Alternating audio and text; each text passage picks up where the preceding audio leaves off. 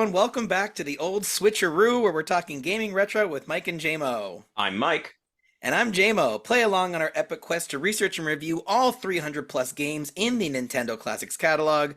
Today we are spraying and praying our way through Ghosts and Goblins for the NES, Ghouls and Ghosts for the Sega Genesis, and Super Ghouls and Ghosts for the Super Nintendo in an episode we are calling History Doomed to Repeat Itself.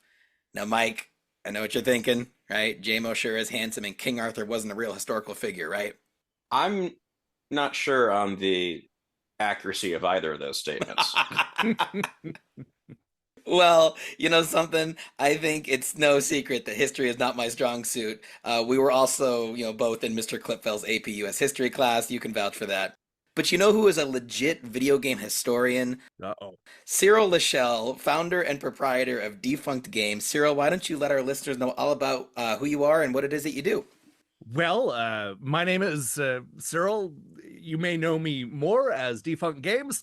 I started the website Defunct Games back in 2001, and then like a decade later or so, started a YouTube channel with the same thing. We look at a lot of, it started out looking at old games, but these days I do a lot of modern reviews, but also we like to look at a lot of old school magazines. That's kind of our bread and butter these days, is looking through, kind of flipping through the pages of old reviews and things like that. The more we peel this onion, you're going to find out about me. I don't know what you want me to say, but I will say that I'm excited to talk about Ghosts and Goblins, Ghouls and Ghosts, and Super Ghouls and Ghosts, because I definitely have a preference.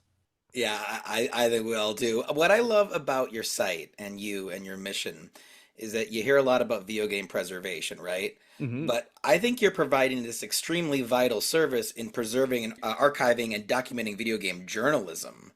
I mean, you've shared on our Discord recently some of the ridiculously risque ways gaming publications used to be advertised.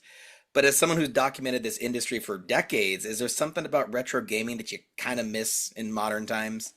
I look, I'm not somebody who looks at nostalgia as like this thing I want to go back to. I love that there are these old games and that I can, I have nostalgia for them and I can go back and play them. But I honestly do think this is despite some problems with the industry, I do think that this is kind of a golden age of gaming, especially when it comes to the amount of stuff that we're getting both from AAA publishers, but also from, the indies and sort of the rise of smaller games. There's just a breadth of types of games that we never would have gotten 30 years ago. And I think that's one of the things that I love about going back and looking at the juxtaposition between like the old magazine reviews, the old Electronic Gaming Monthly and stuff like that versus where we are now. And it's fun looking back, but I don't want to go back. You can never go home again. I know a lot of people do. I know because it was a simpler time and games were games and stuff like that. But I mean, if you look at, there's just a lot of fun in going back. And, we spent a lot of time looking at old reviews, specifically on both the website and the YouTube channel. And this will date us, but one of the newest Nintendo classics that came out was Mario Paint, Yeah. which to a certain generation of kids is just this unassailable classic. But I think that if, it's fun is looking back at the reviews and seeing that it was a lot more polarizing back in the day. There were critics that genuinely hated it. I love someone having a hot take on Mario Paint. And that's true of so many classics. You go back and look at, the reviews of Earthbound or Star Tropics, or there are a lot of other ones where, yeah, there are a couple of reviews that gave it nines or eights, but some of them, were threes and fours. Some of the magazines really hated it. And it's fun looking back at those and seeing what the reviews said, what the critics said, and also what the people, the readers were saying at the time. And we do a lot of that on the channel and on, of course, the Defunct Games website. All good. It's so awesome. Well, guys, I don't think Princess Prin Prin or Guinevere or whatever her name is, I don't think she's going to save herself. Are we ready to get medieval on some ass? Let's do it. Ready, Mike? Yep. Mike's excited for this one. Oh, well, this is the very first game I know Mike's had a rough time with. And if you follow our TikTok, you know that too. Let's dive in with Ghosts and Goblins on the NES, released in 1986. As described on Nintendo Classics, take on the role of the Knight Sir Arthur and delve into the realm of demons and monsters to rescue your girlfriend, the princess. Choose your weapons wisely and take advantage of their strengths to deal with the situation at hand. Defeat the main boss at the end of each level and pass through the gates that stand between you and Astaroth. Teach him a lesson in chivalry he'll never forget. The stage for adventure is set. Are you brave enough for the challenge? Somebody got paid to write that. Yeah, and this predates AI's rise, so I think someone wrote that paragraph. So let's take a look at the box art, since that was often people's first impressions. On the NES box art, we have Arthur front and center, about to toss a javelin. Looming behind him, you have most of the enemies from the game snarling or sneering ominously. Mike, I'm going to guess you like this cover. It's a solid cover. Granted, there's a part of this where I'm distracted by like the grid in the background of the red and blue grid, which that's pretty common with all of the Capcom games of that era on the NES, unfortunately. I figured it was. It has to me a Tron vibe. Sure. Definitely on the cover, I like that it captures how dumb his jumps look with one arm out in front. And one leg out. It's just the groin completely vulnerable. That's something I think we all experience. I don't know though. It's pretty colorful. I like that you kind of get the visual styling of the game. Cyril, also a fan? Yeah, no, I like this cover a lot. Did you know that when this was released in Europe on the Nintendo Entertainment System over there, just the NES version over there was called Ghost and Goblins, not Ghosts. It has a typo. Oh, we didn't just get more ghosts? Yeah, it was just one ghost, but a bunch of goblins. And followed up by, oops, nothing but ghosts. Yeah, oops, all goblins. Sorry, but you know the story behind it? Do I know the story? Oh, I thought you had the story loaded. Oh, no, I think that... I think someone just made a mistake, because all the other versions, the Commodore 64 and the Amstrad and Amiga and whatnot, it all says Ghosts and Goblins on that one. I just think someone made a mistake, but I'm sure someone will correct us in the comments. Oh, please do. This is probably influenced by other games, but looking at how they spaced the writing on this cover of Ghosts and Goblins, my brain reads this as Ghosts and Goblins, like there's an ing there that we shortened to just an apostrophe n, which is a completely valid thing for any game to do. Like cruising. Yes. Yeah. And I like the idea of verbing the first part. Sure. So let's get to it here. This game was directed by Takeru Fujiwara. Excuse me. We enjoyed his work in our last episode, or more accurately, I enjoyed his work on our last episode when we covered Mega Man 2. We will see him again when we cover Ghosts and Goblin spin-offs, Gargoyle's Quest, and Demon's Crest. But not Gargoyle's Quest 2, right, Cyril? It's not on there for some reason. Not on the Nintendo Classics. Yeah, come on, Nintendo. It should be. Yeah, it's weird to have the gap. I mean, it's a great game. It reminds me how Sonic the Hedgehog 2 is on the Genesis emulator, but not 1. Right. And it's just like... But also, let's not jump over the director there. He put out a lot of bangers. Like, just a couple of, like around the same time, he not only made Bionic Commando in the arcade, but he made the Bionic Commando on the NES, which is the one that people like. And no, he had just a bunch of big hits around that time. And let's not forget, the Ghosts and Goblins, Ghouls and Ghosts series was one of Capcom's biggest games in that era. This was before Mega Man and Street Fighter really took hold. Yeah, actually, Wikipedia considers Ghosts and Goblins one of the best video games ever made, having been ported to over a dozen different home computers in the late 80s, as well as meeting the somewhat arbitrary requirement of being included in an editor's best of list from 6 different publications. I don't know why Wikipedia needs it to be 6.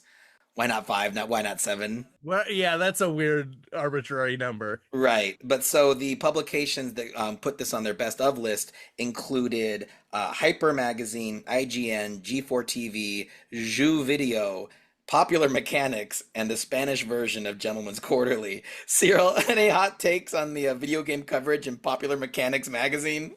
I have not archived that one yet, though. Now I kind of want to. I've archived a Maxim and Blender, so but that's I like Hyper up there. I recognize that cover. That's a Australian publication. Of course, I think we really need to say this that the version that they're talking about is not the NES version of Ghosts and Goblins. Right, it's not the best version you could get. No, no, they are specifically naming the arcade game the best one, or the best, because the arcade game is great. Did either of you two play the arcade game? I did. It is, as I was telling Mike, and I think I mentioned to you in the Discord, I downloaded the original arcade as DLC for the Capcom Arcade Stadium. Okay, so pretty recently. Yeah, yeah. And we'll kind of get into it when we go over the gameplay, but whew, very, very superior version. Oh yeah. The NES version has a pretty interesting instruction manual in that the cover has a character from a different game entirely. Mike, you know what I'm referring to? I'm not remembering it. Yeah, the Captain Commando Challenge Series. It was this weird marketing brand added to Capcom home releases, including Mega Man from our last episode, World War II biplane shooter 1942, and the co-op Disney platformer Mickey's Mousecapade. And I don't know, that tickled me. It's like this was from before an era where like Disney was that protective of their IP that they would have a Captain Commando introducing Mickey. But like now, because of like public domain, we've kind of come back around to something similar. So like Mickey's kind of on the table again. I don't know. Cyril, you made a noise. Were you familiar with the Captain Commando Challenge Series? Absolutely. No, you reference, of course, that he did eventually get his own beat 'em up brawler game, Captain Commando, which is a great game. It's technically connected to the Final Fight series. It's technically a sequel, but I love that. Like, not a lot of people remember that he was represented in these old instruction manuals and on the box and stuff like that. He shows up all over the place. And I think it's because Capcom wanted to be associated. They wanted that name to stick with people. And so they I don't know, they created this character, which had its name in it. So You just blew my mind. Captain Commando yeah. Capcom. I didn't. Okay, Mike, you saw that? Did you not know that? Neither did Mike. He's just trying to impress you. I had it before it was told because I just kind of didn't register that there's a lot of things that are in this game that I didn't know were in this game. So I hadn't identified it as a separate thing. So once I'm told Capcom created it, and then I'm looking, I'm like, I see what we did here. Yeah. Well, I didn't see what we did there. But let's get into this game here. Ghosts and Goblins. What's our histories with the game and how far did we get? So, Cyril, can we start with you? Well, I'll tell you, I've beaten all three of these games. Oh, And not recently, but I've definitely, and that's no easy task. One thing you got to know about me is that I'm a big horror fan. I've always been a big horror fan, even when I was a kid. And so, this sort of, 1985, I was what, 7? This kind of game and Castlevania and anything I could get that had ghosts and goblins and Dracula or anything I was into. And I loved this arcade game, bought the NES cartridge, and it was okay, but loved the arcade game. And part of that may be that it was just that was the arcade game at the Godfathers, and I was always at the Godfathers because apparently that's where we went on Fridays. So I played a lot of this as a kid. did you beat it in the arcade? No, no, Okay. that is you need a lot of money to beat it in the arcade. Yeah, No, this is a game that is designed to steal your quarters. absolutely. Yeah, Mike knows. We'll get into it. So, Mike, you were streaming this for our channel and for our Discord. Had you played it before? No, and in fact, actually, really up until this is going to finally resolve a problem that I have had in my brain for many, many years, which is Ghosts and Goblins and Ghouls and Ghosts confuse the heck out of me because I can't keep track what the heck's what with that because this was a game that I did not have contact with. And so I've had a long standing just where it's like I confuse the games or wonder if they're different games, if it's just being talked about because like those are different names, and it's because it's an odd level of we've done another game in the franchise and we've just permutated around words a bit, which I feel like games used to do a lot more.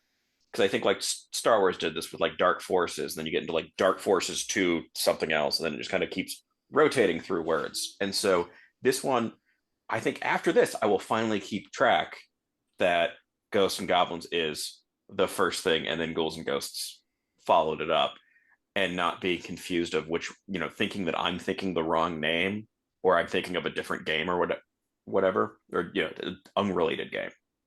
I do see what you mean, kind of, because this is officially, like, on the internet, the Ghosts and Goblins series. Sure. But the Ghouls and Ghosts label, that two-word combination has been used way more.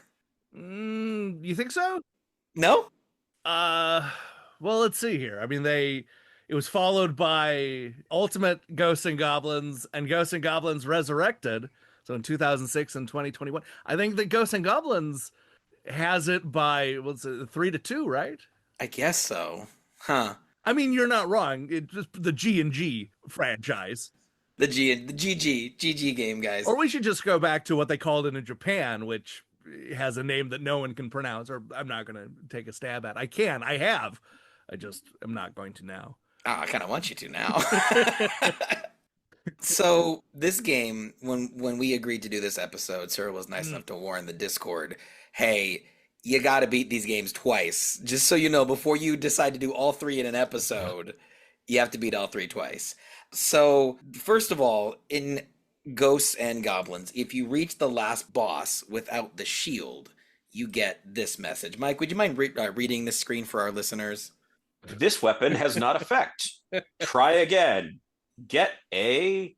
And then a picture of the shield. Which you couldn't get in the first playthrough, just for for reference. Right. And then, if you make it back to the end of the game, with the shield this time, you're treated to this message. Cyril, would you mind? Oh, sorry, and you beat the boss using the shield. After the last boss dies, you get this message. Cyril? Oh boy. What is that word? Oh, is it hard to read on your screen? I'm sorry, we can cut this out. It's hard to read on any screen. I think I know where he's stuck. This room is an illusion. Oh, I do that without you. Hold on. This room is an illusion and is a trap. What? For our audio listeners, he's stuck because there's some huge typo. Devilish, whatever, by Satan. Go ahead, dauntlessly make rapid progress. Make rapid progress. I think it's devised. Yeah. Is that a U or a V or no? It's you go back far enough. Like it's impressive. That's so bad that I don't think anyone then notices that progress is misspelled, but in a way that is not phonetically important. Right. I did not even see that progress was also misspelled. My wife, I think, cracked the code. I had her read this. Like, babe, what word is this? She thinks it's a misspelling of the word devised. Oh, yeah, it's supposed to be devised. Okay. Devised by... See, I didn't even get there. Oh, yeah, no, I don't know how they got to that. I'm looking like, I don't know how you messed up in that way. Wow. Oh, look, there's not enough English or text in these games, or especially in the first game, where they needed to hire somebody to localize it. So they probably just did it in-house. And this is what they came up with. Honestly, this feels, as I think about it, because D and T are actually fairly close phonetically. The word devised is spelled Devisut on the screen, just for the record. Okay, please continue, Mike. Yeah. Actually, I think it actually is or maybe I thought it might have been a V, but in any case, what I suspect happened is the person who actually wrote down the letters that should go in did something like called someone to be like, what is the English for this? Yeah. And so I think the person who's actually like, this is what this should be in English, only communicated it verbally. Yes. Probably, yeah. And then someone else attempted a transcription on it. I mean, this is par for the course for the mid 80s. Well, just the difference of versus someone like in writing being like, I wrote down the letters you should put in. Exactly. So before we lose the plot entirely, the point is that you need to get to the last boss of this game and then go back 2 levels to get the shield to kill the last boss, only to learn that the last boss is actually an illusion. And you are told to, as Cyril said, make rapid progress as the game sends you back to level 1. Right. And you now have to go all the way back through the game, keeping the shield. Yeah. To kill the last boss and get the message, congratulations. Nope. And that is not me being problematic. That is Nope. how it is spelled. This story is happy end. Thank you. Being the wise and courageous knight that you are, I can't even do it. And courageous knight that you are, you feel strength welling in your body. Return to starting point. Challenge again. So, Cyril, you saw when you beat it in arcades. Do you remember it being this badly translated? Well, like I said, I did not beat it in the arcade. I beat it at home. But I don't even. I wonder. If you go back, I wonder if this is the same in the arcade. Now that I look at it. Yeah, I didn't beat the arcade mode, but you NintenDON'T did beat it on the NES back in the day. Nintendo. Yeah. Family computer. Yes. I beat it on the and I guess I did technically years later with MAME beat it in the arcade. But I mean that's unlimited quarters. Not back in the day. Who has that amount of money? Right. Yeah. And like I said, this is a game that was designed to steal your quarters, right down to the fact that it's like, you beat it once, you got to beat it again. Get back there, loser from Defunct Games. Well, Mike, you have to put in the old clip now, otherwise I just sound like a jerk. That was a reference to an earlier joke Cyril had made. Using Rewind, though, NintenDON'T did beat the NES game. Nintendo. Family computer. Well, now, Mike, have you changed your ways? I listened to the first episode, and you were against save states and rewinding. Are you still anti-rewinding? I'm still not using those, and there's also the other part, which is certainly for like platformers. I'm just not good. Sure. So, like, I went into this already. It's like, we'll see how far I get, and I don't expect to beat any of these. And so, after a few hours, I had gotten initially very stuck on the second level where there's that building that you have to like work your way up through the building and then over and then back down, and those enemies were just wrecking me, and I don't know how I'm supposed to do that level correctly. Yeah. Memorization. Well, because they move around in a way that I could not. Yeah. It seemed to be influenced by where I was, but not in a way that I could easily control, and they take a lot to kill, and they move so fast that if I get into the same levels, then they will kill me. So I had just about written it off, and then I went and checked out a speed run on this, and then realized, oh wait, I can work with this, which is the upper right corner of that building. You can get a damage boost to go over the wall. Oh. So instead of having to work down the ladders, because I would get there once or twice. And like going through that, like I had one good run that I reached the boss and then died quickly. But I was like, okay, but after this building, I can do all right. I just can't handle this building. And so when I discovered the damage boost, I was like, okay, this gets me past the part that is wrecking me. Right. And then I finally reached the end bosses and beat them. And the timer hit 0 and I died as the key was falling. Which made for one of my favorite TikToks I've ever made, Mike. I don't know if you've checked it out, but it's brutal. Yeah, and so basically I looked at that and went, okay, you know what? I'm taking this, like I tried once or a couple times more to see if I could actually get through, but then I'm like, sure, this isn't stopping me from seeing credits or something. Right. The only thing that was going to change was that I would now be on a next level that I don't think I already have seen that in the speedrun. Like I'm not beating this game. I'm just taking this as I'm counting this as I beat the second stage, and that's where this ends. That's where your Ghosts and Goblins ends. Yeah. Well, I think it's important to remember that this game is trolling you. Yes. And not just this game, this entire series. And we've already discussed it a little bit when it comes to, you have to beat it twice, but also the fact that like enemies spawn when you're on the ladder, in such a way that they are ready to kill you. Or and this is in all three of them, there are chests that you can open up where you'll get turned into a duck or a little baby or into an old man and things like that. These games are specifically trolling you. They are laughing at your misery. So let's get into some Joy Pros. Let's say what we like about the game because we know Mike had a rough time with it. And like Cyril said, the game is almost daring you to have fun. Yeah. It's like it's definitely against you, which incidentally is what I kind of like about the cover is that I feel like it gave a really good sense that you are going to be overwhelmed in this game. Definitely. It is almost impossible odds. But I think, that does kind of add something. It almost endears you to the protagonist more. Cyril, what do you like about Ghosts and Goblins? Well, okay.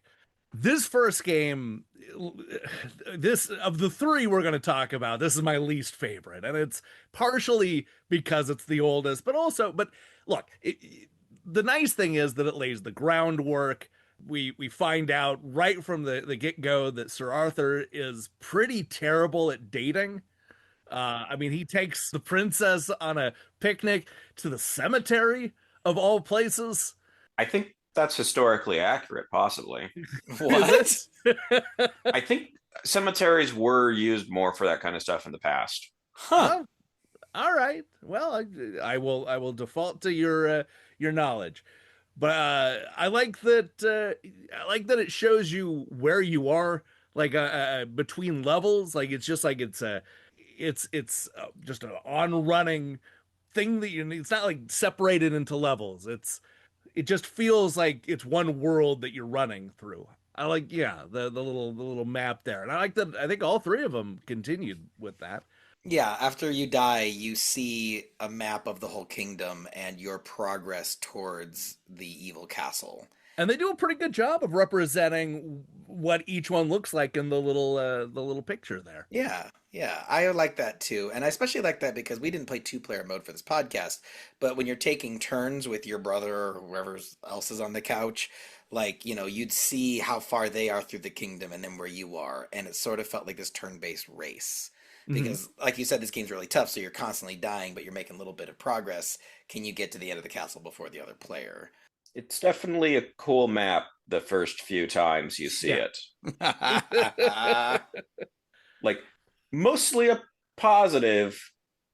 I wish it was skippable, and I'm glad it would become skippable because you see it a whole lot when you're dead. For sure. But so I always loved as a kid. I loved this in the Genesis version we'll talk about next, but then like Cyril said, this is laying the groundwork. There are elements of the Ghosts and Goblins series that they got right the very first time, and I really always loved the animation of you get hit and your armor blows off and now you're in your tighty whities, or as later games will have it, the heart-shaped boxers. And like I thought that was so funny as a kid. But I also feel like it does add tension. It does make you feel more vulnerable because you're looking at your main character in his underwear. Like this is, and so then when you defeat a boss in your freaking underwear, it's like, am I just crazy or is this the very first Let Me Solo Her? Like that was like, Mike, are you familiar with PC Gamer's 2022 Gamer of the Year? No. So this is a legendary Elden Ring player. I've talked before about how you can join other players in that game and assist them. And so this player became so proficient at killing the hardest boss in the game that he could do it in his underwear with a pot on his head. And that was it. But I think Ghosts and Goblins is visually, aesthetically pretty cool, pretty cute. Kind of everything feels like a toy kind of version of it that I would kind of want to collect. And I like the enemy designs. I think that while Castlevania definitely went towards trying to mimic horror films, especially like the old Universal films with Frankenstein and Dracula and stuff like that. I like that this kind of went in a different direction where, they had some fun. Like, I mean, even in this picture that we're looking at right now, there's like, I I don't know what that flying thing is, but it always reminded me of like a hot dog. Yeah. And and it had, yeah, it had a gargoyles, famously one that they had a spin-off. But I don't know. I think that throughout, and we'll get into some of those. I don't know what pictures you have for ghouls and ghosts and super ghouls and ghosts, but some of those character designs, those boss designs, are amazing. Yeah. This feels closer to fantasy than horror, even though the title makes you kind of think of it as more horror, but this is definitely more fantastical in it. Sure. Certainly the one things you call hot dogs, I think the speedrunner term has become burrito. Oh, that's, they're all a sandwich. Yeah, they all end up in the food realm. I mean, there's a fine line between fantasy and horror, and I am one who gives horror a wide berth of what is horror. I mean, if Silence of the Lambs can be horror, then certainly fantasy can be horror too. Yeah. I don't think horror has to be scary. No, I agree with you. In fact, a lot of horror isn't scary. Right. But I remember as a kid first interacting with the series, and I was a little kid, I was like maybe 5, 6 years old. I was relieved that the games weren't scary because I enjoy this aesthetic. Yeah. But I didn't at the time. I wasn't really into like scary or gory. Mike, you like the aesthetic too. I think you said that in our Mega Man episode. Yeah, no, this is definitely an aesthetic I enjoy, and usually with music that I enjoy. All of that really helps for situations where I played parts of this game a lot. Like, if I was going to be going through the same level for like an hour, it needed to have that.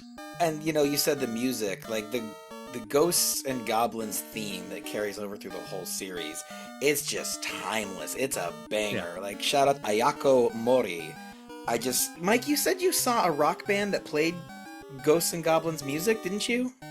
I may well have. Okay. To quote another Christopher Guest movie, he doesn't remember much. Well, I just think this music is so good. Even back here in the little chiptune, NES days, I just think the game sounds cool. I think the game looks cool, especially for, what it was back in the day, what it was competing against. I'm not surprised this stuck in people's minds. For sure. Yeah. Okay, yeah. Super Madness. Is the band that plays the Ghouls and Ghosts. Yeah. Yeah, see, Mike, I listen more than you think I do. And you've seen them live, though, and they were cool. Yes. And I think that people genuinely should play Ghosts and Goblins. I just don't think they should play this version of Ghosts and Goblins. I think they should play the arcade version because it's faster, it plays better, it's obviously much better looking. But I mean, the version that was made for the Nintendo Entertainment System was made by Micronix, who had also famously screwed up 1942 for Capcom like a year or two earlier. What was wrong with that one? It's slow and it doesn't play real well. It's kind of slight. The scrolling's real bad because it was an early NES game. It's real flickery. This is the last job they had for Capcom, and they went on to work for SNK and made the Ikari Warriors 1 and 2 and Athena ports for SNK. But I think that after this, Capcom, just as a whole, realized that they couldn't just do the same thing. They couldn't just port the arcade game over, that they actually had to reinvent it. And I think that you saw that with like Bionic Commando and a few other games, that even Strider. I don't like the NES version of Strider very much, but I mean, it's a completely different game from the arcade. Well, and so let's get into the Joy-Cons, because it's not just that Ghosts and Goblins is hard, is that it's buggy as all get out. Yeah. Mike taught me that the Mario flicker is when enemies will flicker to control the number of sprites that are technically on the screen at any one time, but it flickers so fast your eye knows where they are the whole time. It's just like they're almost transparent. This game, is the term sprite tearing, where entire pieces of a sprite start to go missing? Yeah, that sounds right. Yeah, so that's this game's solution to prevent like a crash and to keep the game running. So I'm showing them a picture of the worst one that I found in my run, which is the big, they're called Big Man, the troll enemy, is visible only as a floating head. There's a demon with no head. There's a demon with no torso. Yeah, I have his body's missing there. And Arthur is visible only through the top of his cap, but all the hitboxes are still intact. Like, a lot of the deaths, you say this game is trolling you, Cyril, but it feels like it was trolling me also through, like, bad programming. Mike, would you agree? I'm not sure how much of it falls into what I'd consider bad programming and how much is just Hardware limitation? yeah. Well, like you said, it's 1986 this came out? Yeah. That's only a year after the arcade version, which came out around, the later half of 1985, around the same time as Super Mario Brothers. And I just think that there are a lot of companies, especially those ones that were porting arcade games, that didn't quite grasp what you could do with the hardware. And years later, as they added chips to the cartridges and whatnot, it would become easier to recreate some of these things.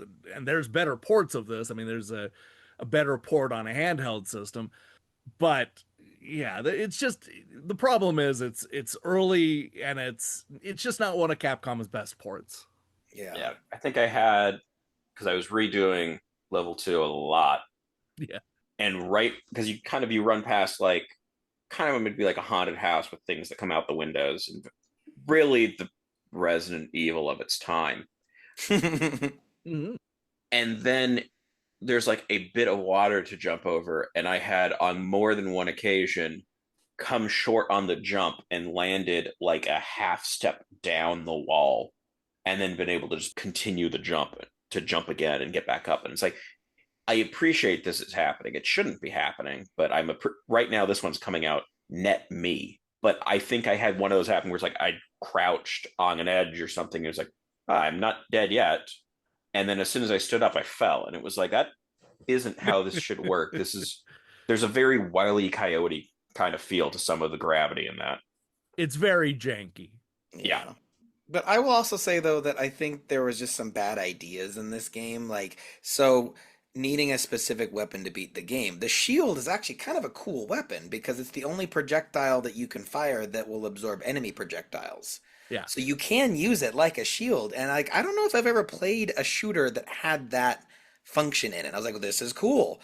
But a lot of the weapons are just bad. The torch with its little fire. Yes. It creates this little AoE effect, but you can't throw another torch until the fire on the ground has dissipated. So it's a frantic shooter, have fun shooting every other 3 seconds almost. And then, the dagger, or as this booklet calls it, the sword, but it's a knife. We can all see it's a knife. Yeah. Everyone agrees through all 3 games that is the weapon of choice. It is the only weapon that can kill certain monsters fast enough to avoid getting hit. But what this game will do to you a lot is that it'll put a weapon you don't want, like a power-up, that now suddenly you want to avoid, and it's right at the foot of a ladder I need to climb. It's trolling you. Took a lot of deaths for that reason. So I don't know if this is just hardware limitations. I do think, and they figured it out, kind of. I believe also there's that certain weapons don't work on certain bosses. Yes, which is mean.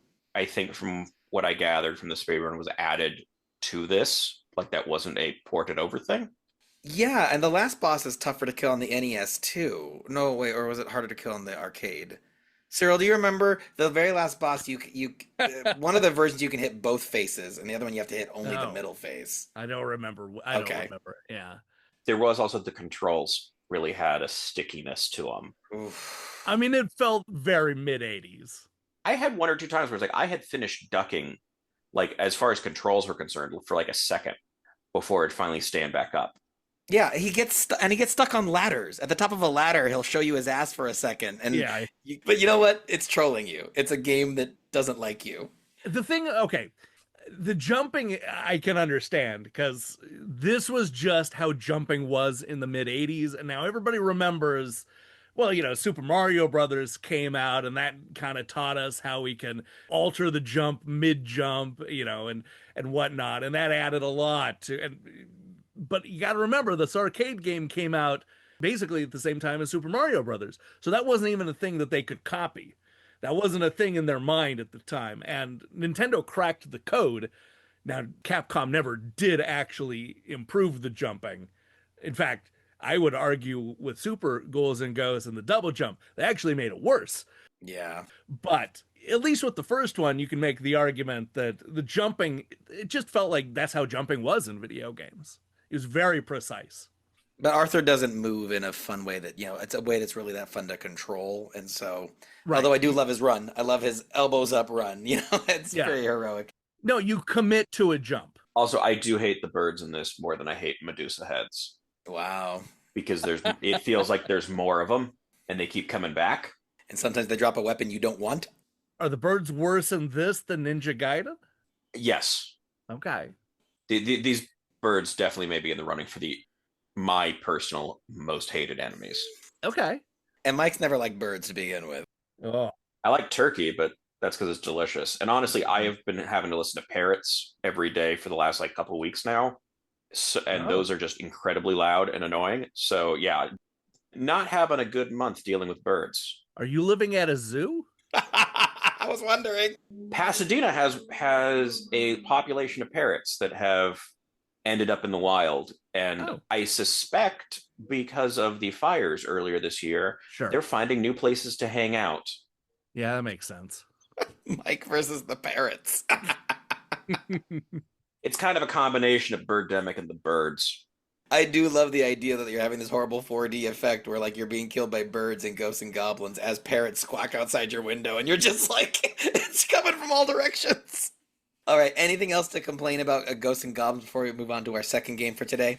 I don't think I saw enough of the game to have more things to complain about. Oh, actually, no, I did have one, which is parts of this kind of are doing either random or pseudo-random stuff. I don't know which, where you'd end up with situations where it's I don't see any way that I don't get hit here, where it doesn't feel like it is are you good enough for this? Some of it's just I don't actually think this is doable. There's definitely points where I'm I abuse rewind. I rewound 20 times. I've gone at this from every possible angle. It's kind of the ending of The Flash. I don't know if you guys saw that movie. The new one? Yeah, the new one. Even with rewinding, there's some things you just can't prevent, and so I would just take damage, which felt dirty because I'm used to keeping my armor on because I'm a cheater, and it's well, even cheating, this game is tough. Boy, I haven't thought about the end. I'd completely forgotten the end of The Flash. That had Supergirl and I low-key like that movie. All right. And Cyril has left the zoo. I erased that. I did a double feature of that and the new Indiana Jones movie at the drive-in, and that was a day I have done many drugs to forget. Do many drugs to enjoy? It's the problem. All right, so let's go on to the second game for tonight. Ghouls and Ghosts on the Sega Genesis, released in 1989. A much better game. Much better game. Here we go. I'm ready for this one. As described on Nintendo Switch Online, which, by the way, 10-second rant, because I alluded to it in our past episode and I forgot to explain it. Nintendo Classics does not include the Genesis app. There's finally a one button or one menu where you can launch any Nintendo Classics game, but they have shunted the Genesis app into a Nintendo Switch Online feature. And I get it. It's not a Nintendo Classics system. But maybe that's why Nintendo Classics was a bad name. It's a bad name. So anyway, according to Nintendo Switch Online,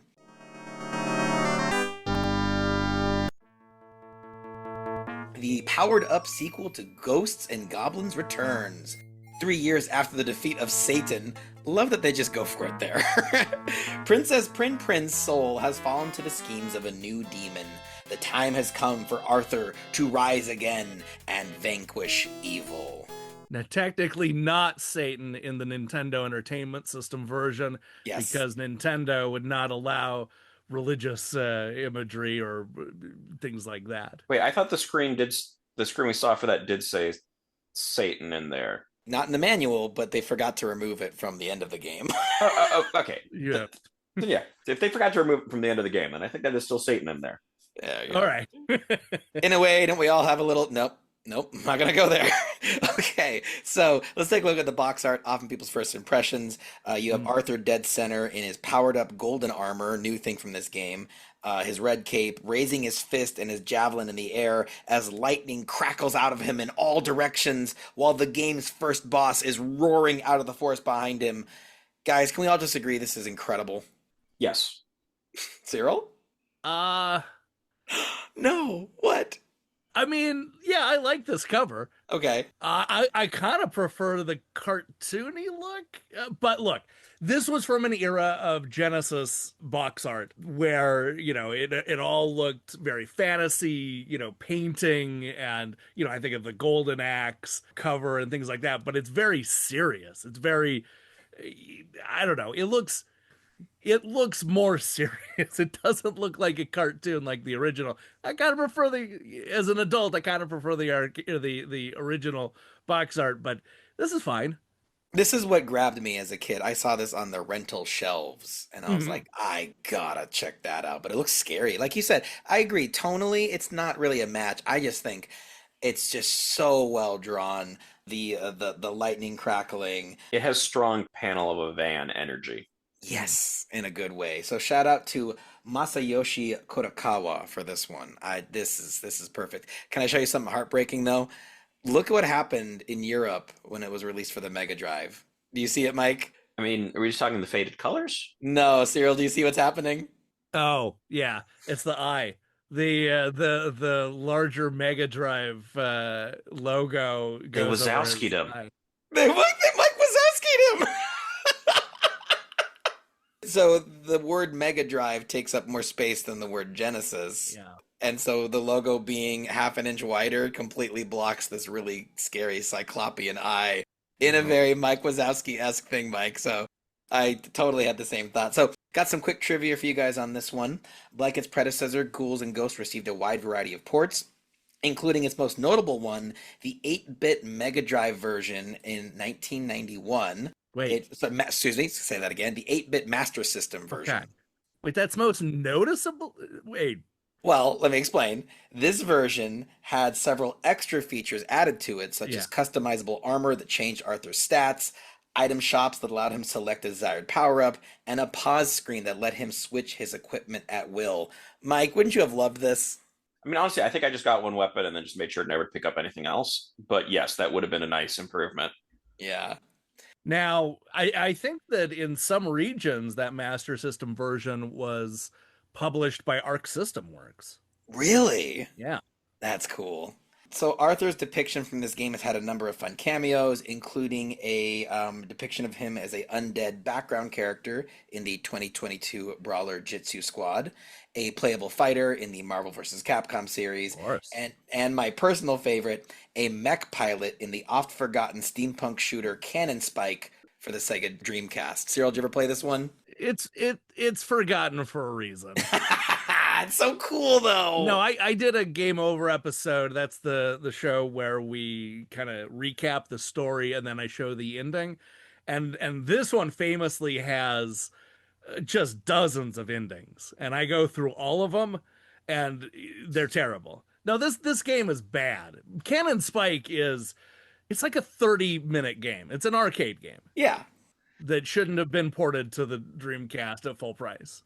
You got Cammy from Street Fighter, Mega Man, BB Hood from. But they're all on skates. I know the skates are cool. Shadow proved it. Skates make characters cooler. All right. Well, you know what? Shadow proved it. What? What? Gen Z is with me on this one. Shadow's rocket skates are cool. All right. Well, you know what I know you think is cool? Ghouls and Ghosts. So you have quite the history with this game, Cyril. Can you walk us through it? Oh, sure. Well, I mean, do you want to talk? All right. Yeah, I knew that's where you were. Do you want to talk about the game first, or you want to talk about Team GamePro, which is more interesting? Follow your heart. I'd like a little bit of both. Well, let's first talk about the game a little bit here, and then I'll segue into. Now, I'm going to ask the same question. Had either of you played the arcade game? No. Nope. Okay. Well, okay. So the arcade game came out in 1988, and this was brought out. This was one of the very first must-own Genesis games in 1989, and so just about a year later. And You have to remember what's actually pretty interesting about this time was that this was an era where Nintendo would forbid their third parties from making games for other systems. And so Capcom sold the rights to Sega, or, licensed the rights to Sega to, so Sega could make a version of this, a version of Strider, Forgotten Worlds, and Mercs. Strider and Ghouls and Ghosts are the two best remembered, but they're all okay games. They're all actually pretty good ports too. Sega knew what they were doing. So this is an impressive game. I got the Genesis in 1989. I was right there at the very beginning. I got it, the Altered Beast pack-in one. I still have the box for it. I was ready, and mostly because all the magazines loved Ghouls and Ghosts. They raved about it. It's one of the best games ever made. And we'll talk about the awards because it won a ton of awards. But so in February of 1991, GamePro magazine put out it was like a contest to pick. They called it something else, but it would eventually be Team GamePro.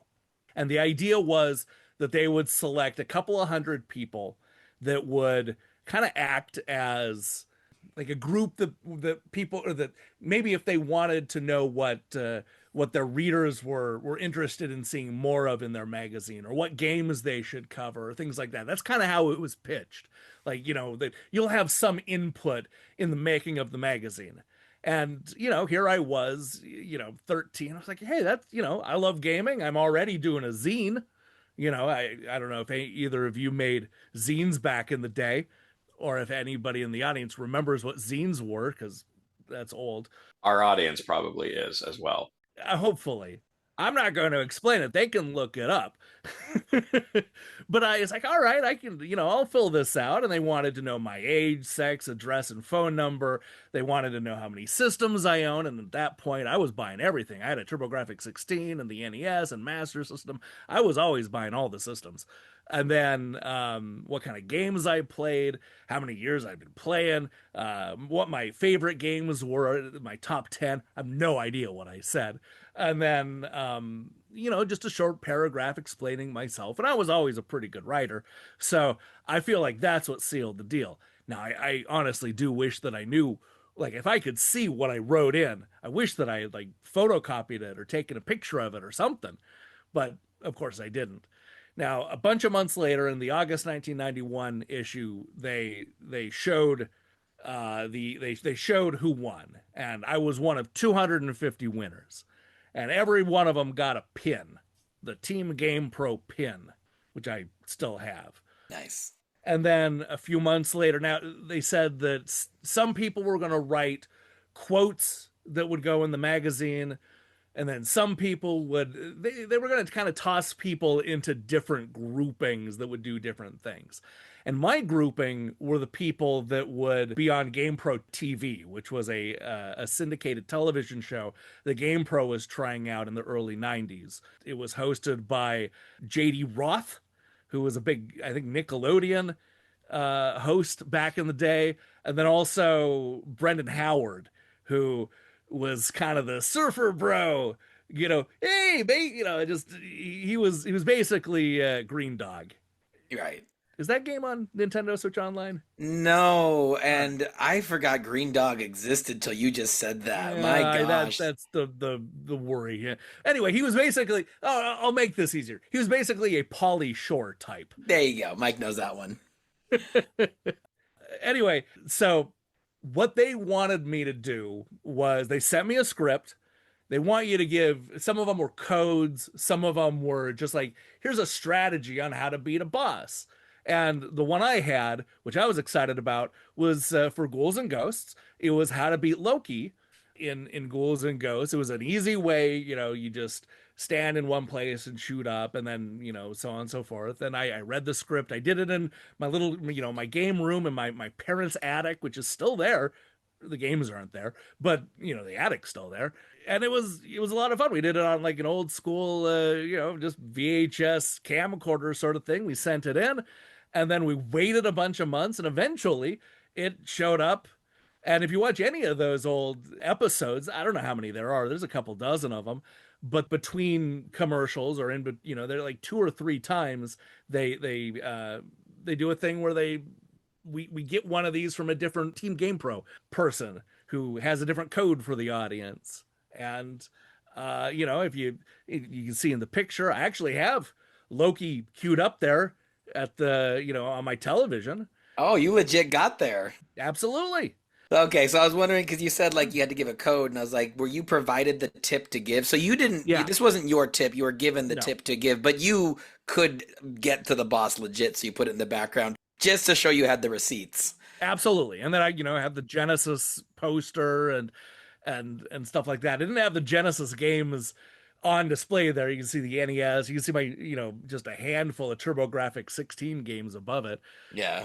No, they gave me a script. They told me to, read it verbatim basically, and then, or memorize it, and then, and go from there. And of course I did. And it was fun. Of course, it's one of those things where you hope that everybody in your school is going to see it and recognize you. And of course, nobody did. I mean, it was a GamePro TV. It was on like a Saturday morning, syndicated, so it wasn't on, a set channel. It was, whichever station, whichever area you were in, had picked it up. And, I was always happy with it. I got a T-shirt out of it. Yeah. So yeah. And it's one of those things that I always said, but I never had like the I'm sure we recorded it off of the television, but I mean, who knows where those cassettes are? And so until somebody uploaded it on YouTube, and I was like, I watched all those episodes looking for the one I was in, and then I found it and clipped it, and ever since then I have always been associated with Ghouls and Ghosts. It's huge. It's awesome. So you, Nintendo, did beat this game even back as a kid, correct? Yeah, definitely back as a kid. Nintendo. Family computer. Not the arcade one, because I actually had not played the arcade version of this one. It didn't show up in the arcade. That or Strider. They didn't show up in my local arcade. So my first experience for both of those were the Genesis versions. Mike, how far did you get in Ghouls and Ghosts? You're gonna break my heart. So I don't know how far I got through this game when I would have played this in the past, but I know it was not very far. Sure. I'm thinking it was somewhere around that the bridges at most. Okay. And quite possibly earlier than that. The tongue bridges or the rope bridges? The rope bridges. Okay, so that'd be level 2. I would not count the tongues as bridges. I mean, that's what I thought too, especially looking at that picture. They're platforms at most. I feel like a bridge cannot only be connected to one side. Well, the mountains get a little frisky, then. Okay, so Mike, how far did you get this time? This time around, I think it's 5 levels, I think, right? 5 or 6, something like that, yeah. Not real long. So I got to the second half of level 5, basically sort of the start of the boss rush. Yeah. Okay, so you did not beat this game. No, definitely not. You got pretty far though. I got further than expected. I'm actually still sort of pleased with myself for independently discovering many, many years after everybody else figured it out. The one part of, I think, level 4, the second part of level 4, where you have like the sliding down area, where I decided to just use some iframes and jump to basically the end of that. Sure.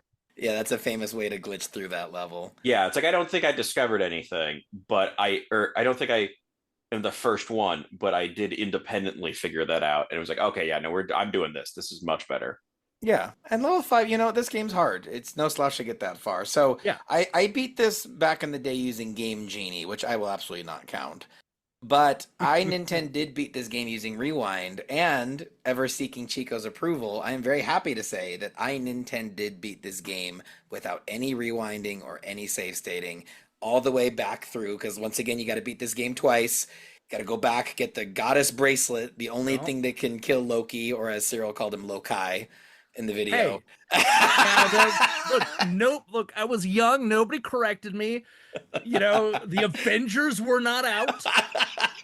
Loki wasn't in the lexicon yet. No, I also pronounce Toki the same way. That's true. And we all Tokai.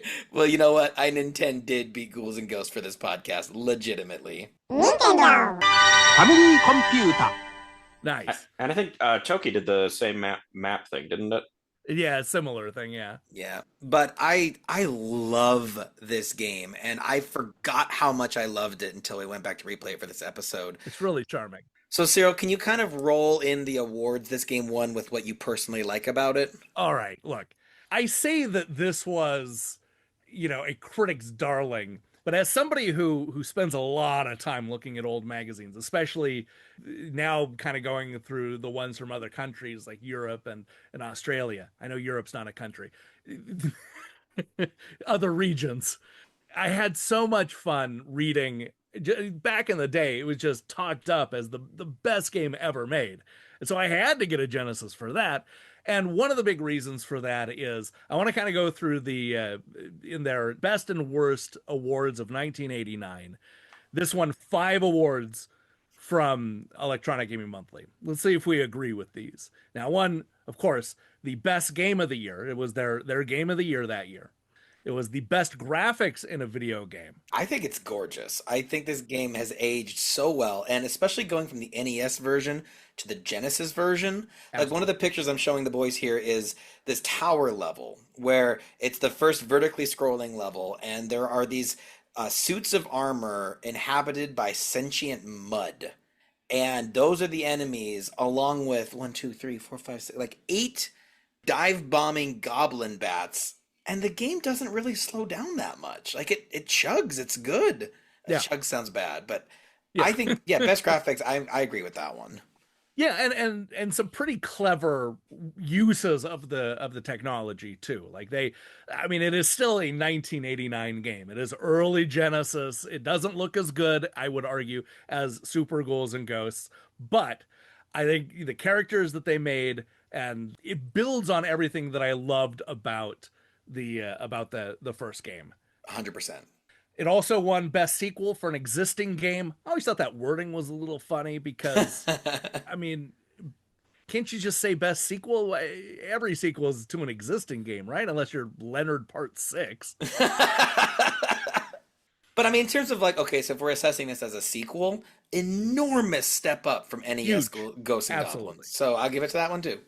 And then one of them is coolest boss attackers. I agree with that too. There are a couple of duds here. The fog with the eye is okay, but look, the very first one with the big towering knight, goblin character with a detached head is awesome. Yeah, and he rips his own head off at the start of the boss fight. Yeah, What a flex. You know what I mean? I was always partial to the fire dog, the boss too. that's a good one too. Because he's pouncing around back and forth, and you can duck below him, but there's this cool trail of fire that follows him wherever he goes. Mm-hmm. And the boss of level 4 disgusted me, and to this day gives me the heebie-jeebies. Just too cool for you. Well, Mike, what is it for our listeners? How would you describe that, Mike? You're a scientist. What are you looking at? So it's sort of like, it feels like a sort of submerged insectoid-ish kind of thing that then has what I thought of as like maggots, but it can be any kind of small, grubby little thing kind of coming out up to on top of it where you are. Yeah, you're running around the back of this monster that is not moving. It's just laying in the water. But Mike, the reason that disgusts me so much is that you're also attacked by these kind of parasitic worms that pierce its skin and flies out and then goes back inside of it. I don't know if if they're parasitic. Maybe they're a defense mechanism. Sure. I was going to say I think that's pretty symbiotic. Okay. Okay. But the grubs that Mike is talking about emerge from these little pustules of the skin that you have to break. But Mike, look closely at the grub. That's a baby version of the boss. It's giving birth all over itself, and you're killing its infants as you try to take down its weak spots. What a memorable and gruesome boss design. So best boss attack. I don't know. It's also worth noting that that's a boss that you couldn't do in Super Ghouls and Ghosts, not from a technical level, but simply because you don't have the gameplay. Like they took away the ability to shoot in all directions in Super Ghouls and Ghosts, so you wouldn't even be able to hit some of the parts in that game. Well, and that's also one of my favorite things about this game is that as Mike experienced, there's so much vertical threat. Either enemies dive bombing you, or enemies on the platform above you, or the enemies on the platform below you, and you're like, it sure would be nice to shoot up or down. And Genesis game is like, I got you, and my God, did it improve the gameplay. Absolutely. So best boss attackers, I'm down for that. And then the final one, I don't know if you have a picture for this one, but it's worst stomach problem in a game.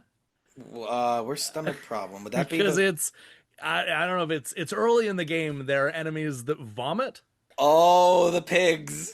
Yeah, and they had a whole award for that one. I appreciate it. Mike, what do you like about this game? I mean, certainly the ability to fire up and down was great. I think this has the armor a lot more accessible. Like they appeared more often? Yeah. Like it felt a lot more like, oh, I've actually gotten additional armor. And upgradable armor. That I saw less often. I didn't keep the armor long enough usually. I get that. I had it once. Did you do the thing on the cover, the special move where you see the lightning? I did not. The one time I had the armor, I did not figure out how, or I didn't really expect to get to do that, so I didn't really remember how to use it, and then it was gone. You just hold down the attack button. So what they're referring to is that this game introduced golden armor, which is a new mechanic. If you already have a suit of armor and you open up a chest, and you're lucky enough for it to not be the magician turning you into a duck or an old man, you can, which again, so funny. Like, I love that the old man can still attack. Right. It's the only magician transformation in this series where you're not helpless. And again, you know, I've never had it, but killing a boss as an old man, that'd be pretty tight. But the super attacks are pretty cool. So there's the one from the box art where you're shooting lightning in all directions. And then I think other notable ones are the dagger super move, which summons a doppelganger of you. And now every time you press the fire button, Arthur's throwing, well, you're really throwing two daggers. You can just shred through enemies with that thing. Cyril, was that your favorite? Yeah, no, that's a cool. That reminded me a little bit of Ninja Gaiden too. Yeah, I totally see it. But I think the weapons were just better in this game. Like, I felt like there were less duds and they all kind of had their purpose. Like, I really love the axe passing through so many enemies as it goes across the screen. Right. Even the discus has its use in, like Mike said, the water slope level, because that's the one that travels along the ground. But, okay, so now I can fire and it'll travel up the slope and hit the enemies coming at me. Oh, I ended up using that thing for the rest that I had it. I think that was my favorite weapon. The discus? Yeah. Although I was glad to see a golden axe in a Sega game because I've been promised that and denied it. I'm a big fan of the sword. Yeah. What's cool about it? Well, I like, they finally give you a short range attack, but I like the swing. I like the animation of it. It reminds me a little bit of Strider. Always a big fan of Strider. And no, I like that it adds a new. I mean, it's terrible against a lot of the bosses, though a couple of them, but it's terrible against most of the bosses. But I don't know, like I could go pretty far with just the sword. And it's fun to use. It's like, you get the sword and you're like, well, this is short range. This thing better be strong. Oh, it's strong. Yeah, definitely. It can just erase a boss's health bar. Yeah. And like you said, it's kind of it kind of changes the whole gameplay because now it's not a shooter. It's a slasher. Right. And it's just this game, I had so much just pure fun playing it. I also feel like this one, maybe the only one of the three that really for the first level where you have the zombies kind of coming in, that you can kill them on their way in. Right. Yes. Like they're starting to peek in, and before they're a problem to you, you can kill them. Which is satisfying and also, well, a lot less frustrating. We're going to get to that with the last game, but oof, the zombies in the next game, they are troublesome. So, I mean, we could gush all about this game. Can we criticize it? Because it's not perfect. No, I mean, it has a lot of the same problems that were in any of the Ghosts and Goblins series arcade games. And it probably didn't need to redo the hey, beat it twice thing. And especially for the home thing, honestly, I kind of wish that Capcom, or I guess it's Sega, would have maybe made some of the changes that the Master System version had to make it a little bit more unique as a console experience. Sure. This is definitely, it feels like an arcade game, and it has the difficulty of an arcade game. It feels like it's trying to steal your quarters. It's more fair than the first game, I would argue, but I mean, it is definitely tough. I think what makes it feel more fair is that, Mike, if you agree with this, it feels less random. Like you can learn where enemies are going to be and the behavior they're going to show. And so you can, and this game, oh, bless this game for having a checkpoint before each boss fight. Losing at a boss and having to redo the levels in both Ghosts and Goblins and Super Ghouls and Ghosts was really frustrating. Because like Mike has complained about before, like, you're making me replay the level just to get to the boss, but like I'm fine with the level. I've gotten good enough at the level. It's the boss I need to practice. So really all you're doing is wasting my time, or as Cyril would say, robbing me of my quarters. Right. It always bothered me though that like the level 4 boss cannot be beaten with the sword. Yeah. And because of the way the checkpoints work, because so Mike said you're on top of this creature and you have to fire down to hit things on its side where Arthur cannot reach with the melee weapon. Yeah. And since you restart at the boss, if you accidentally reach this boss with the sword, you have no choice but to hard reset the game because you will not find a weapon that can hurt it. That's inexcusably bad design. That is. And then like the discus, so all the super moves are pretty cool, but the discus one, Cyril, it's pretty lame, right? The mirror. Yeah, that's not great. Yeah, what makes it underwhelming to you? I actually like it more in that picture now that I look at that hand and everything. No, you really should stick with just a couple of the weapons and their power-ups. And honestly though, most people aren't getting you have to be really good to get far and actually still have the golden armor. Yeah. And most people, especially the first or second time through, aren't getting that golden armor. But I do agree with you that the sword, like some like a little extra QA was needed for that boss fight. Somebody needed to like say, hey, at the checkpoint, put another weapon. That's all it would have taken. And then I did also notice that, this game does not have the graphical problems of the NES version, but it did have this weird thing where I don't know what the term for this is, but you can see very clearly the straight lines of like a sprite where it should very clearly be curved. So I'm showing them like the City of Decay, which is a great concept for a level. This whole town is pussing and swelling up almost like it's flesh, but you have like these little pustules, and instead of a round curve like most of it, the back half is just these straight noticeable lines. And it sounds like I'm nitpicking, but it kind of takes you out of it. I think that's one of those things that if this had come out a year or two later, you would not have seen. I agree. I think that a lot of this was pushed. I think that, because this was an early, came out a year after the arcade and was a very early Genesis title. I just think they were rushing to get it out. I think they did a really good job. I know a lot of people will argue that, the super graphics version, I don't know if you were going to bring that up at any point, but that port is superior, and it is like visually, but of course nobody owned a super graphics because it only had 6 games. That was one of them. It was, yeah. Never even heard of it until you just mentioned it. It's from the same people that made the Turbo Graphics, but it was only released in Japan. Had 6 games. Did not do well. It was the follow-up to the PC Engine. So anything else to say in defense or criticism of Ghouls and Ghosts before we move on to our last game of the day? No, I think that this is something that even if people had never played it before and just have a Switch, maybe a younger person, I think this is, in most cases I say track down the arcade, but I think this is one where you can play this one and you're going to be okay. For sure. All right, well, let's get on to our last game of the night, Super Ghouls and Ghosts for the Super Nintendo, released in 1991.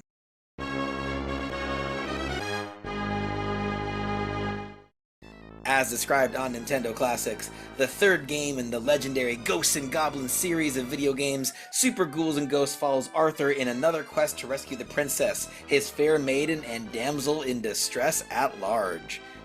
I don't think that's how you use at large, but anyway.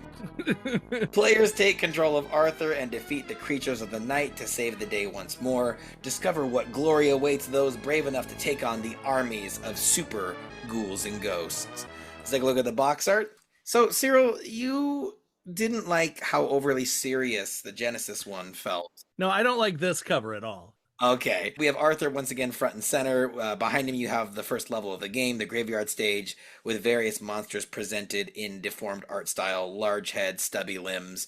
Is that what you don't like about it, Cyril? They made a choice. They made an artistic choice. And I mean, I don't mind it. Like, it's not a bad cover, but it's not. I prefer the other two. I don't like that logo. No. Like, the font they used for Super Ghouls and Ghosts is atrocious.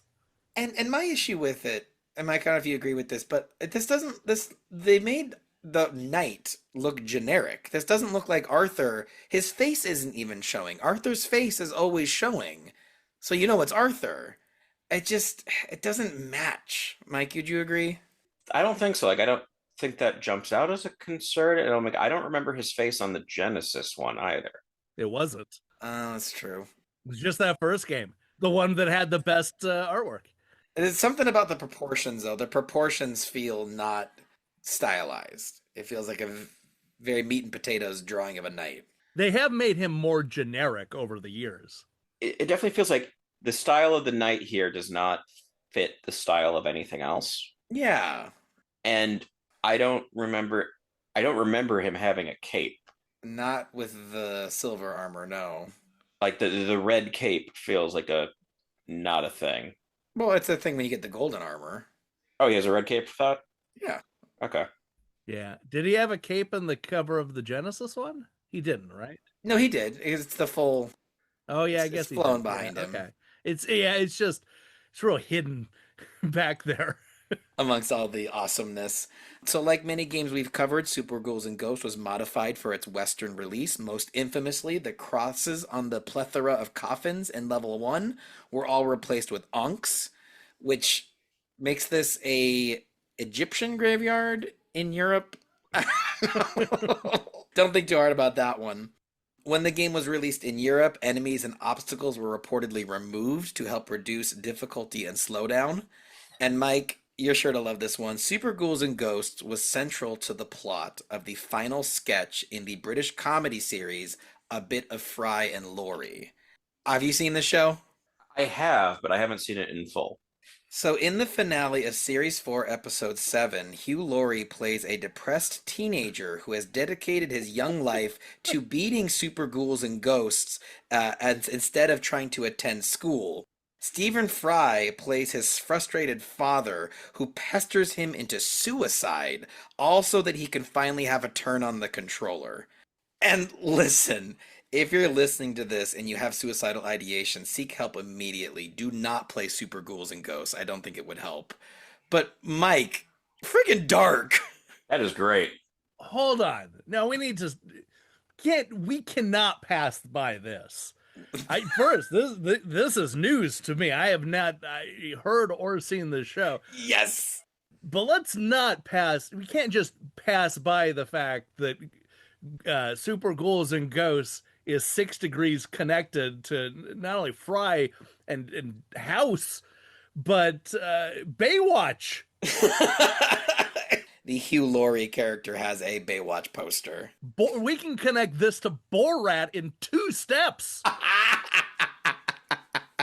It's just, I didn't enjoy Super Ghouls and Ghosts that much, so to find such a fun bit of trivia, I really enjoyed. So let's get into it. Our history with these games and how far have we gotten. So Mike, I remember you borrowing my Genesis copy of Ghouls and Ghosts, but I was not a Super Nintendo family. So had you ever played this game before doing it for this podcast? No, I mean, honestly, I don't, other than I clearly must have seen it on our lists, like, I would not have known that this game existed. Okay. Wow. And how far did you get? I never saw the end of the first level. Oh, Whoa. I I really disliked this game. okay. Had very little fun with it. Okay. Oh, wow.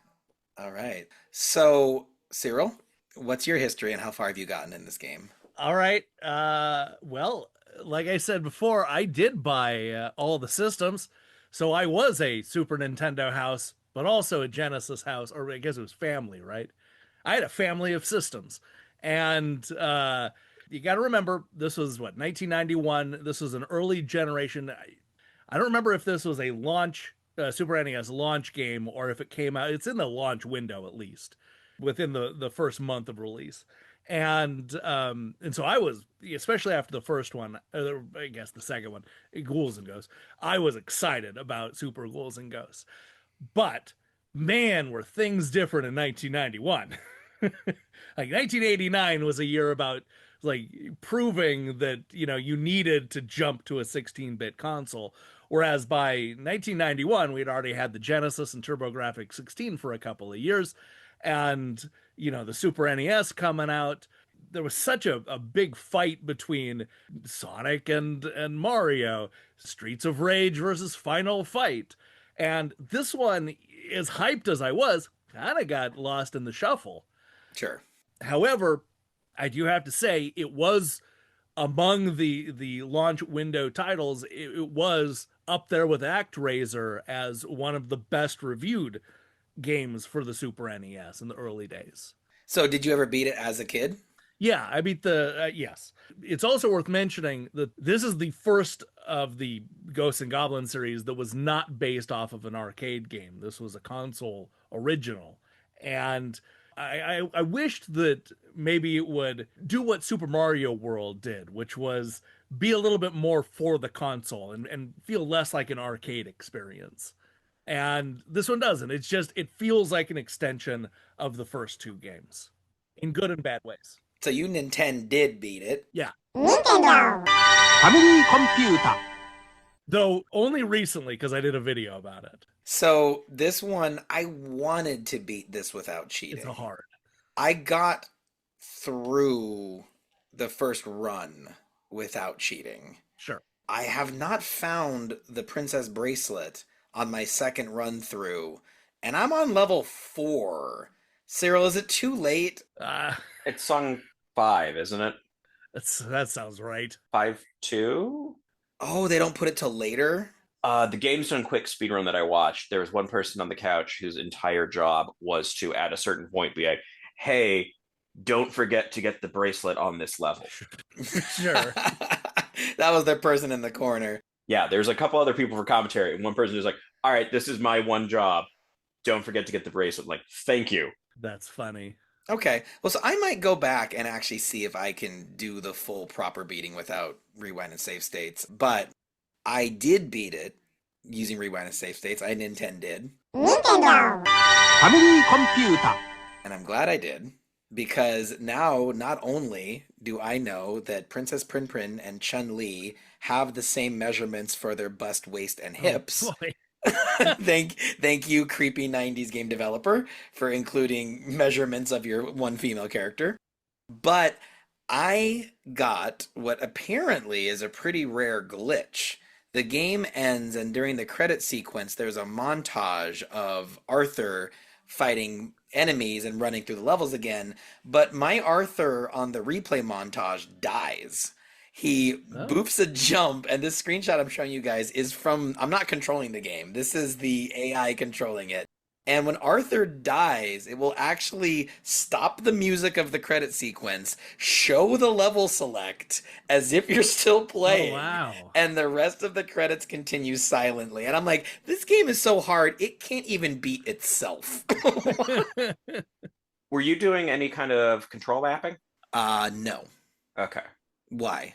One of the things that happened to the speedrun, actually, when they hit the credits, is it goes awry, and they were talking about that. I think what it was doing is that it's kind of just doing like a similar to like a tool assisted speedrun. It just has like a series of inputs to do. Yeah. And remapping the controls actually gives it the wrong controls. I know what you're talking about now. The one thing I did do is I swapped the fire and jump because it felt weird jumping with that button. That's hilarious. That's probably why. Yeah. It's not rare. It's just not intended. Yeah, it's just not intended. I think in their case that they had like doubled up like attack or something. Okay. On two buttons for a reason. The speedrun will be in the show notes. But yeah, so they actually do talk about that of just basically it has these are the button inputs, and if you've remapped them, then the inputs it's doing are not what it actually should, or not having the result in game that it should. Huh, that's cool. Well, so Cyril, you'd said that this is one of the best reviewed Super Nintendo games. I'm guessing a lot of that has to do with the look of it, right? Because like I think visually, not talking about how it runs and slow down and all that stuff, because that's a major Joy-Con. Mm-hmm. I think this game is a stunner to look at. Yeah, this is definitely the best of the three, visually speaking. And I mean, it shows just how big of a gulf there was in those 2 years between, you know, the Genesis game and the Super NES game. Could this have been done on the Genesis? Well, there are a couple of Mode 7 effects that probably would have been harder to pull off. Those are gimmicky. But I think for the most part, they probably could have been on the Genesis. But that aside, I do think that there's stuff here that, you know, is some of my favorite, visually speaking, some of my favorite of the series. Like, I know that, Mike, you didn't get very far in it, but all my favorite stuff is like the water levels in the haunted ghost ship, which is, you know, in the I think the second stage, and the tidal wave that comes up, and all of that felt new and next generation at the time. I think I saw the tidal wave twice. Yeah. Yeah. And but it's interesting too because like with the wave sequence, you're in the foreground and the water is ebbing and flowing. Mm-hmm. But when the water drops in the foreground, it rises in the background and you can actually see the Gila monster or whatever you want to call him, the monster from the Black Lagoon, bobbing in the background, and that's your warning he's coming. Yeah. And that's neat gameplay wise. The ice level with these avalanches that don't hurt you, but they push you pretty much almost always off of a platform to your death. The only way to survive them is to grab onto the ladder and just let the snow hit you, because as long as Arthur is gripping the ladder, the avalanche will pass and he won't die. You can also jump them. Can you? Yep. Wow. And this game does a lot with deforming the platforms. Yeah. Or, I mean, you know, right from the get-go, you know, you see the level, you know, deforming around you as enemies come up, and, you know, or there's a right here in the picture of the little flaming guy, skeleton, like cart on wheels. Like, that's something that on its own isn't that big of a deal, but then, you know, you get a little down that hill and it deforms just enough to, you know, to send it after you. Yeah, and there's like physics there, like it's rolling, you know? Yeah. I think the big stunner, Cyril, if you'd agree, was the level where I think it's called In the Ghoul's Belly. And you imagine a 2D platformer, but when you jump onto these certain platforms, the level rotates around you so that now what was previously the wall or the ceiling is now your path forward. Yeah. No, I mean, that was definitely them having fun with Mode 7 and seeing what they could do. And I mean, the other big horror franchise, Castlevania, did not the same thing, but did a similar thing with Super Castlevania 4. So, Mike, did you see any of the bosses? Not for myself, I didn't. Okay. Like, I checked out a speed run, but yeah, I could not get through any of that. Sure. I think the bosses pretty cool. I wouldn't put them quite on the level of ghouls and ghosts, but no. I think though there's interesting concepts. There a couple of them that I really like. Such as? I like the first one with the vulture, the bird fight. I think the bird looks great. Yeah. The dragon one, the or Hydra or whatever, the three-headed dragon. I think that looks great. The snow one is okay, or a crystal, whatever that marshmallow. The rest I'm a little iffy on. And especially, like, I'm a huge fan of the way Loki looks at the end of the second game. And I think that I forget the villain's name in the third one, but that's a big step down. And he doesn't even do anything. You kind of have to, like, they had to invent floating platforms just to make something out of it. And I don't know, that didn't work for me. What he's referring to is that Loki at the end of the second game, he's this giant, muscular, scary-looking demon, and the way that you get high enough to hit him is to stand on his feet. This was his GamePro TV tip. Stand on his feet, and then when he raises his knee, you can jump up and hit him in the chin. And yeah, it's just the last boss of Super Ghouls and Ghosts is not nearly as clever, but the ones that I really liked, I really love this weird worm boss that through Mode 7 graphics zooms in from the background and swirls around you in such a tight circle that the only way to move is to stand completely still. And, the only way to survive, that was weird. The only way to move is to stand still. I'm a great teacher, Mike. The only way to survive is to stand completely still, like you're fighting the T-Rex in Jurassic Park. And as long as you don't move, he'll circle around you harmlessly. But then, you have to pick your window to attack. The Hydra that you mentioned, you have to kill its heads in a certain order. And if you kill it in the wrong order, its heads will detach, fly to the other side of the screen, and regrow a body for the boss. So stuff like that. So I do agree it's not quite as good, but I think there's some neat things here. Definitely. Mike, did you ever get the green armor in level 1? Green, yes. Yeah, or excuse me, they call it bronze armor. This game added a new middle point armor. So it's not the fully powered gold armor where you can do your super attacks, but every projectile gets powered up, and some of them are pretty cool. Yeah, it upgrades the power-ups in a lot of fun ways, though the axe one becomes useless. Why? Well, he shoots it like directly up and then it has like a weird trajectory, and like it's never going where you want it to go. No. Like I could never figure out, like there must be a part of the game where that would be super useful, but for 99% of the rest of that game, it's not. It's actually a detriment. But like it turns the dagger into this long laser, it makes the crossbows into homing shots, and then all of these carry over into the super attacks that you can do if you get the gold armor again. But again, kind of a step down, the super attacks. Well, also it makes, not to be too negative here, but it makes some of the bosses too easy. Yeah. Like the homing shots basically make a couple of the bosses super easy. Like there's no challenge to them. Yeah. So should we get into the Joy-Cons? Because I think Mike's got something to say about Super Ghouls and Ghosts. What was so bad about it, Mike? I think one part is, for as neat as it looks, I think it runs really badly. Yeah. Yeah. Just how easily it was for that game to really start to noticeably slow down.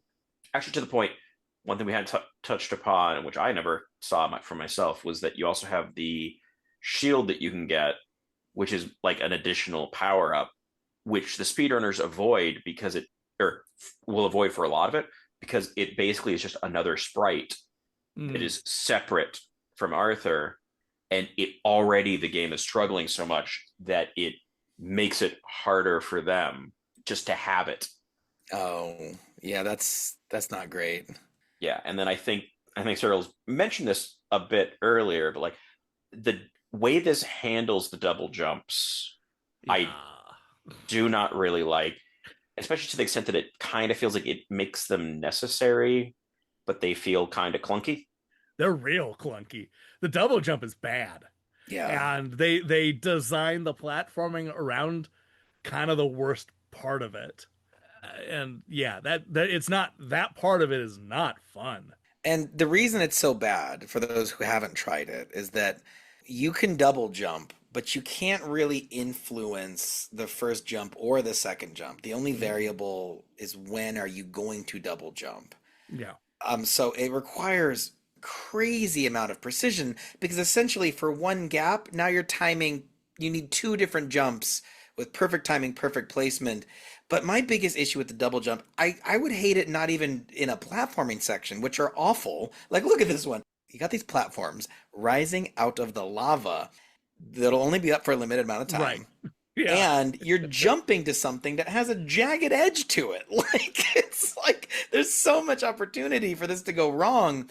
But it would screw me up in combat because Arthur is never more vulnerable than when he's jumping in this series. When you're jumping, you cannot retreat, you cannot adjust your placement to dodge projectiles. You're helpless until Arthur hits the ground. And so now with a double jump, you've doubled the amount of time in which I'm helpless. It's rough. Yeah. It's rough. And this is, I mean, if you don't have a whole lot of experience with early generation Super NES games, then the slowdowns are real noticeable. But that's just how Super NES games were in the early days. That processor was not real fast, especially compared to the Genesis. And this one isn't as bad as like the Gradius game that came out, what was it, Gradius 3, and some of those, or even Final Fight, Capcom's other launch game on the Super NES. Like that had terrible slowdowns. But here, yeah, it's real noticeable, and it gets in the way. I feel like, I don't know, Cyril, you had all the systems, but someone listening will understand this. It was kind of hard being a Sega kid in the 90s because there were so many iconic series that kids would be talking about in the playground that you just couldn't get.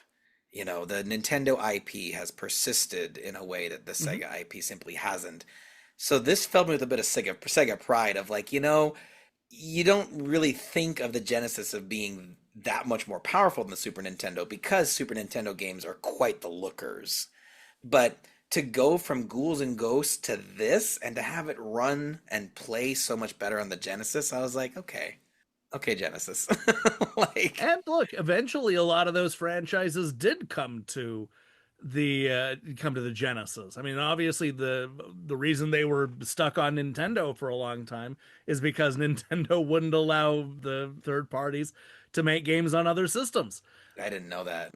Yeah. Oh my goodness. There's a whole Nintendo. Yeah, it was draconian back in the 80s, especially with they could only release a certain amount of games every year. The third parties could. That's why you had, companies like Konami releasing games under another label, Ultra, Oh. and things like that. And then also that they couldn't port their games or release their games on other systems or even be a third party to the other. That's something that, Namco had a big problem with when, they teamed up with Atari and created Tengen. But eventually, Nintendo couldn't continue to do that. The third parties rebelled, and eventually both Konami and Capcom, and then everybody else basically became a Sega third party. And then you got Street Fighter, then you got the Mutant Turtles, then you got all this Contra and all the other stuff that people wanted those franchises on the Genesis, for better or worse.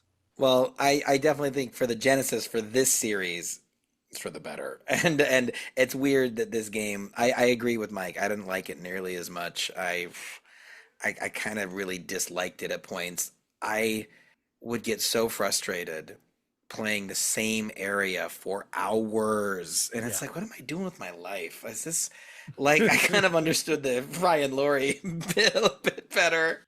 Anything else to complain about Super Ghouls and Ghosts before we rank these and render our verdicts? Well, I want to bring it back to the positive a little bit because I let's not dump too much. I agree that this is not as good as Ghouls and Ghosts, but I also don't think it's a bad game. And at least if we look at, I already mentioned that the reviews were really good, but like this won an award in EGM's Best and Worst Awards in 1991. It didn't win Game of the Year. That went to Sonic the Hedgehog over Mario. But it was a good year for the Genesis. They really came out swinging in 91. They saved up all their best stuff for that Super NES launch year.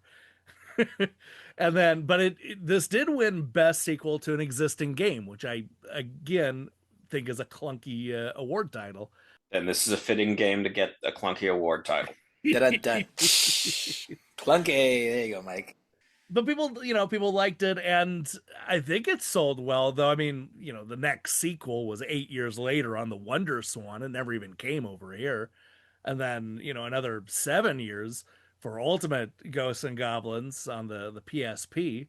And then Ghosts and Goblins Resurrection just a couple of years ago in 2021.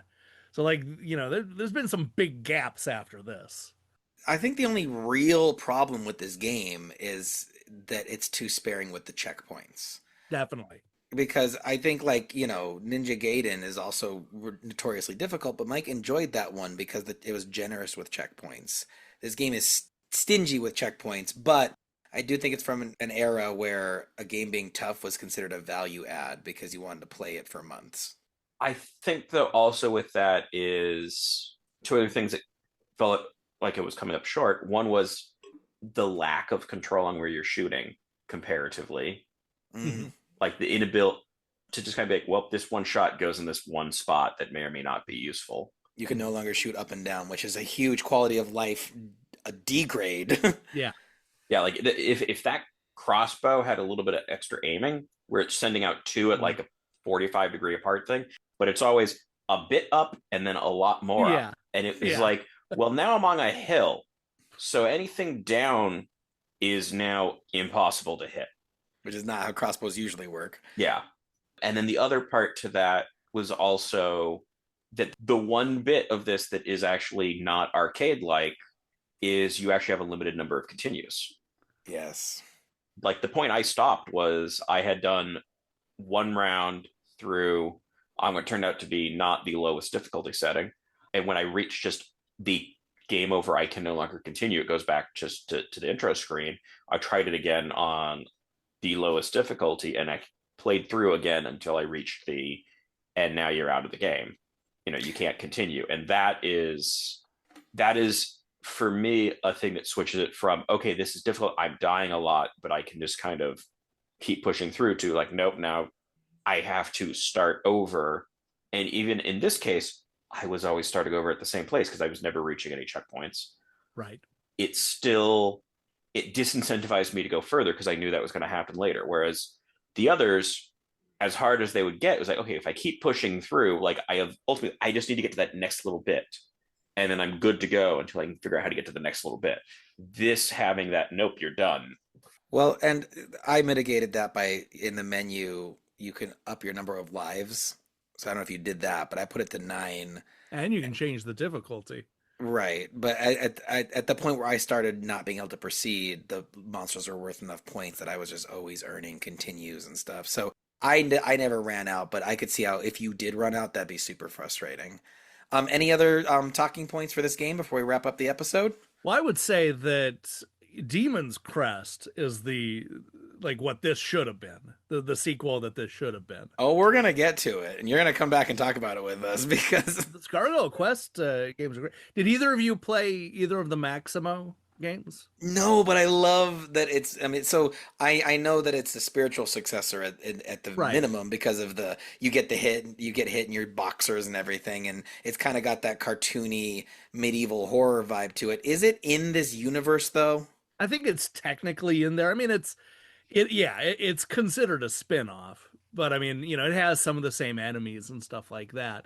It's more in a 3D, though. It's not like Super Mario 64 or something where, you have a level you can go and explore. It's very much more in like a Crash Bandicoot where you're limited and you're kind of always going forward. Yeah. But that allows for some pretty cool effects. And I talk about deforming landscapes. They do that really well in both of the Maximo games where the levels will kind of break around you in some pretty fantastic ways. That's dope. The problem, of course, is that it was always designed to be a trilogy, and the first and second have you essentially doing the same thing, which is trying to save the damsel in distress that you didn't save in the first game. And by the end of the second one, she's still out there somewhere, and they never made a third one. Justice for whatever the Maximo princess was. Yeah. Oh yeah, and this also went back to, as the zombies are coming in, now you can't really do anything about them. Yeah. However, sometimes you could jump on their coffin, and sometimes that would kill you, and sometimes you could use that. I there was weird rules to whether or not that would be a problem, and I'm not fully sure. Yeah, level 1, the zombies rise out of the ground in their coffins, which cannot be destroyed and will hover in your way. Yeah. And you have to wait until the zombie jumps out of the coffin to destroy it. It's just the game simultaneously makes a good and a bad first impression because I think, like he said, the earthquake is deforming it. There's all these coffins floating around. This is crazy. But is it fun? Yeah, I don't I know. really like that picture you have up right now. I love the art direction Oh yeah. of the graveyard, of how like the tombstones and everything, it all flailed in all directions. And I guess those are caskets that have come up, aren't they? Right. But it's cool though. It's cluttered in a scary way of like, oh my gosh, it's chaotic and it's cartoony. I do also appreciate as a design choice that this throws in a part that I never saw for how much you kind of hope for the chests in the first two games. Yeah. The way that this throws in basically the mimics on like the pirate ship Yeah. is a nice additional touch. Like Right. the design elements visually looked neat. It was just the gameplay for me was enough of a wall that if it wasn't for speedruns, I wouldn't have seen them. Yeah. I never had noticed that they had changed the crosses to onks. Like that's back in the day that until you brought that to my attention, I never did notice that. I guess I always thought they got away with that. You can never unsee it. Did either of you play I'm sorry, I'm continuing this on. Did either of you play Holy Diver? Do you know what that is? The Dio song? It is sort of related. It's an old Irem game for the Nintendo Entertainment System that was kind of similar to this and Castlevania, except all of it is heavy metal. Like all the people in it and all the names and power-ups and everything is all references to heavy metal, like Dio and Ozzy and stuff like that show up, and not the real people, but the names and power-ups and whatnot. And that was a game that was going to come out. I think they had finished it for the US version, and Nintendo denied it because it had too much just religious imagery in it. And now the Retrobit package that came out, and that's the first official release of it, and I worked on that. Whoa, that's cool. That's my name is in the instruction manual that's on that picture there. As like a historical consultant for the game. I did the marketing for it. That's awesome. My day job, if you will, is to I do the marketing over at Retrobit, Retrobit awesome. Publishing. And so if you ever watch any of their trailers or read any of their press releases or anything like that, I made it. That's why it's so good. And yeah, they've been doing a good job. Not to, I know I'm biased, but they've been doing a good job of bringing those games back that never came out over here or came out in a limited fashion and are now going for $600 or $700, and then so that people could own them. And that was the very first game that they brought out. And that's a real good one. And if you like Ghosts and Goblins, you like any of the games we talked about today, you owe it to yourself. It really should come to the Nintendo Classics. There's no reason why it can't. You should check out Holy Diver. It's really good, especially if you're into metal. It has a lot of fun references. Well, so let's do a really quick rank and retro segment since we have covered the entire Ghosts and Goblins series available on Nintendo Classics / Nintendo Switch Online. So we have the 3 categories. We have the game that's the most super, the game that's a bit ghoulish, and the game that you should probably ghost. So starting with the Nintendo NES version of Ghosts and Goblins, Cyril, we are comparing the Genesis Ghouls and Ghosts versus the NES Ghosts and Goblins. Yeah, oh yeah, the Genesis Ghouls and Ghosts is way better. Right. And then it comes down to Super Nintendo's Super Ghouls and Ghosts. That's better than the NES version. Yes, I agree with that. I would pump up Ghouls and Ghosts to Superb or Super. And I would agree. And I think Super Ghouls and Ghosts is better than the NES version. I don't think Mike agrees. but I think we outvote him 2-1. So the official Old Switcheroo ranking for the Ghosts and Goblins series, Ghouls and Ghosts is super. Super Ghouls and Ghosts is a bit ghoulish. And Ghosts and Goblins on the NES, if you had to ghost one, probably ghost that one. You get a bunch of other, like, are we gonna rank the Master System? They're not on the service. We're just comparing the three that our listeners can access. But after recording, I'd love to hear what you thought about the other ones. So I think we're going to wrap that up for today, guys. We've covered the Joy Pros, the Joy Cons, and every bit in between. So it's time to declare each game from today's episode as a NintenDo or a NintenDON'T. Starting out with Ghosts and Goblins on the NES.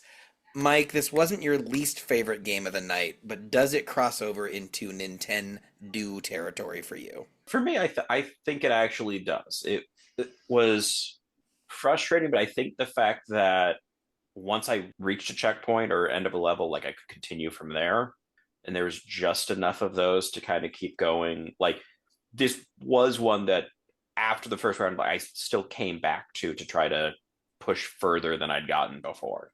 Okay. So Cyril, NintenDo? Yeah, no, I this is not as good. Like, I would not say that you should play this version over the arcade. You should definitely play the arcade version. But, you know, if you're not going to do that and you're just going to play one and you're stubbornly going to do it on the Switch, then yeah, I'd say this is just on the cusp of being a do.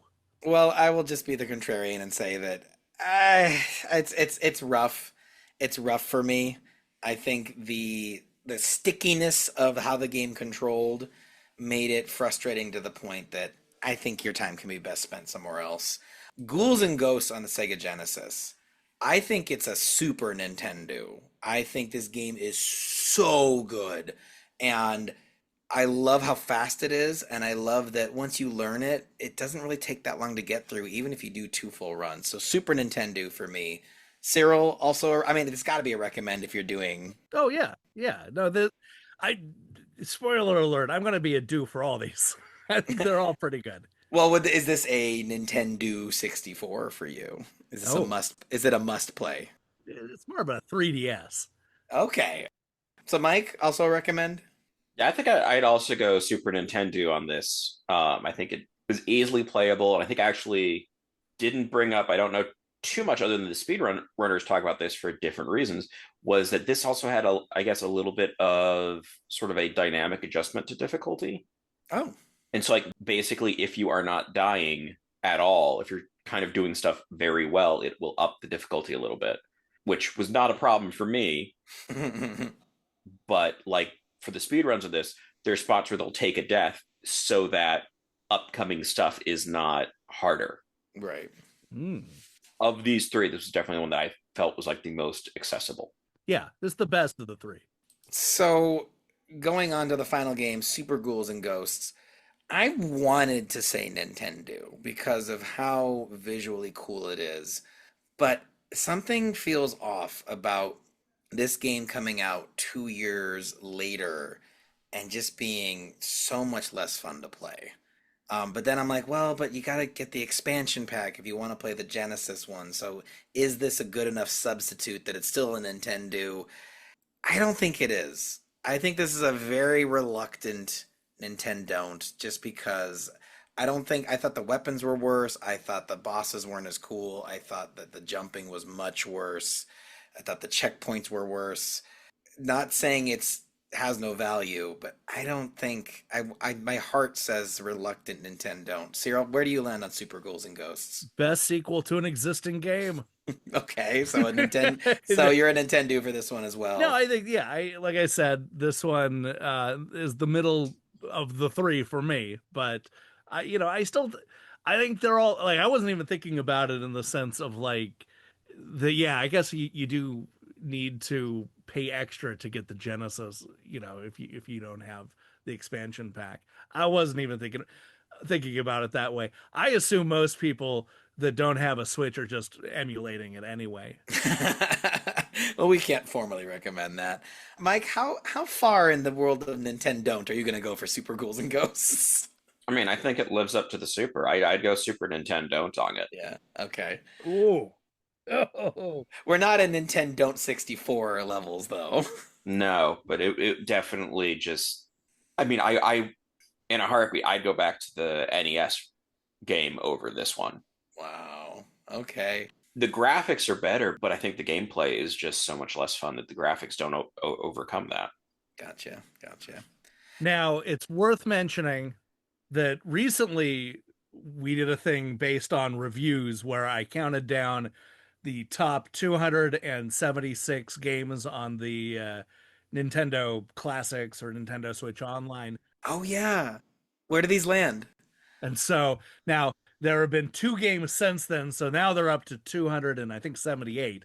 But at the time when it was 276, it was so Ghosts and Goblins was number 212 that had an average of 72%. According to old critic reviews. Yes, the reviews at the time. No, nothing that came later. And then Ghouls and Ghosts on the Genesis was number 38 with a 90% average. Yes. And Super Ghouls and Ghosts with an 89% average was at 49. Wow. Closer than I would have expected, though. Yeah, so I mean, Ghouls and Ghosts, the top 40. Yeah. That's pretty good. It's right in between Metroid 2 and Super Mario World 2. So I mean, it's good company. Streets of Rage 2 right in there. At the time you did that, do you remember offhand how many games there were that didn't have reviews to get included? Like I think Sin and Punishment was one of the ones you mentioned specifically. Yeah, Sin and Punishment. There's a handful. I can actually get you that answer real quickly. It's 33. Okay. But it's okay. It's a lot. There's the Japanese stuff like Pulse Man and F-Zero Climax and obviously like Star Fox 2 didn't get any reviews back in the day because it didn't come out. But there's also stuff like City Connection on the NES or Donkey Kong 3 on the NES that just nobody reviewed it. There are no English magazine reviews for Donkey Kong Jr. Math. Like just no magazine covered it. Well, you know who's going to cover it? Us. Because I mean, you have to remember that for the most part, after the Great Games Crash of '83 here in the U.S., magazines were gone. Like gaming magazines didn't really pop up until Steve Harris with Electronic Gaming Monthly tried to start his own. He had Electronic Game Player come out in 1988, and he couldn't get national distribution, and then Nintendo Power comes out a couple of months later, is huge, and suddenly everybody wants game magazines again. But by that point, 1989, 4 years of the NES, there had been 4 years had passed since the NES came out, so a lot of the early stuff didn't get reviews, and Tecmo Bowl and Mighty Bomb Jack and stuff like that, just they didn't get covered. So basically anything from 1989 on got reviews. So if you want the most in-depth coverage of gaming coverage, you got to check out Cyril's website because we're going to call that game over for today. The final scores are Ghosts and Goblins, a Nintendo, Ghouls and Ghosts, a Nintendo, and Super Ghouls and Ghosts, because Mike and I had a rare moment of agreement, decided to knock that one down to Nintendo. Cyril, you've been so amazing today, and thank you for always being so involved on our Discord. You make it so informative, so fun. Well, more people should join it. Yeah. And they should go to defunctgames.com. They should check out the Defunct Games website. And if they go over to Kickstarter, they should pledge for the Electronic Gaming Monthly Compendium, which I'm featured in. That's a book coming out about the history of Electronic Gaming Monthly. It has something like 1.6 million earned already. It's huge. It's going to be amazing. It's going to be so cool. Congratulations on that, by the way. Yeah. So all that sounds excellent. Everyone join us next time and we'll be crusading through our very first SNK title, the cult classic Crystallis, or Crystallis? Crystallis for the NES. That's a good one. Also, don't forget to visit www.theoldswitcharoo.com. There you can find links to our Spotify, YouTube, Instagram, and all the social medias you can shake a joystick at. You can even leave an old-timey voicemail, meaning we would literally love to hear from you. Or even better, join the fun on our Discord server where you can play games, talk games, and even make a friend or two. Big thanks to Crystal Fields for our incredible intro song, and thank you, dear listener, for liking, commenting, subscribing, reviewing, and playing along with us every step of the way. This has been the Old SwitchAroo, where we've been talking gaming retro with Mike and Jaymo. I've been Mike. And I've been Jaymo. Game on, everyone.